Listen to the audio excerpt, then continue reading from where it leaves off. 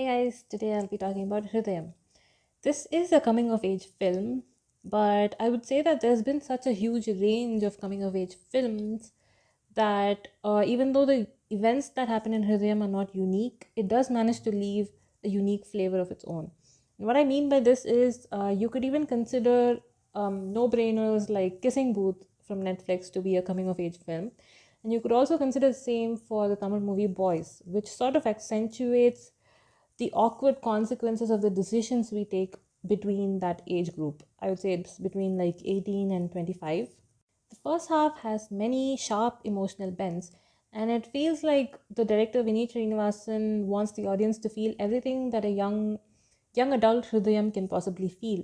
This includes love, lust, friendship, and even grief.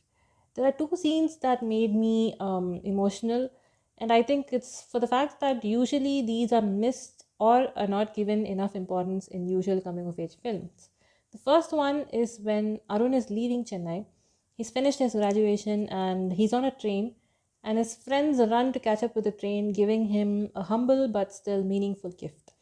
The second one is when Arun is the main protagonist, played by Pranav Mohanlal. Arun's dad is trying to give him advice, but at the same time, not sound too preachy.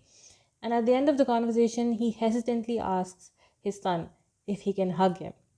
And anything any child could have said to a parent in that scene would have been insufficient. And they do hug it out. The music was like a fresh breeze, and it reminded me of the time that I went to watch Vinay Tandivarvaya in the theaters for the first time in 2010. And I have the same feeling that I had when I listened to Jesse's Land playing in the background. During the interval, I immediately went to YouTube Music to find out how many tracks there are, and there were 15. And despite the huge number, I was really hungry to go home and just listen to all of those, in the privacy of my room. Paces of the first half and second half are much alike the pace of Arun's thought process. In the first half, he has a lot of adrenaline, whether it's love or angst or even motivation to clear his arrears. He's always pacing around restlessly. But in the second half, he breathes. He lets himself breathe and he takes in his surroundings, which is apparent from the second half starting itself, which starts off with Arun taking a solo nature trip. And as director Vineet Srinivas himself has agreed, there are not many visual metaphors that could be deciphered. But at one point, behind Arun, there is a wall painting of Kamala Hassan from Anbe Sivam, and there's a writing that says Valve Tavam Anbe Sivam. It was written in Tamil, and it loosely translates to life is a sort of penance, and love is the only thing that prevails or upholds. That's a very loose translation, but I had the feeling that the director wanted that to be a sort of one line describing Arun's life.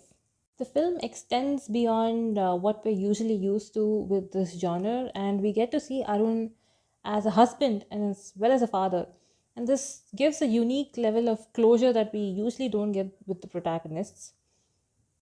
So, if you're interested in watching a movie that is in love with life itself and with the learnings that come with it, then watch Hridayam. And it's also coming out on Hotstar, Disney Plus Hotstar on December 18th. Yep, December 18th. Bye.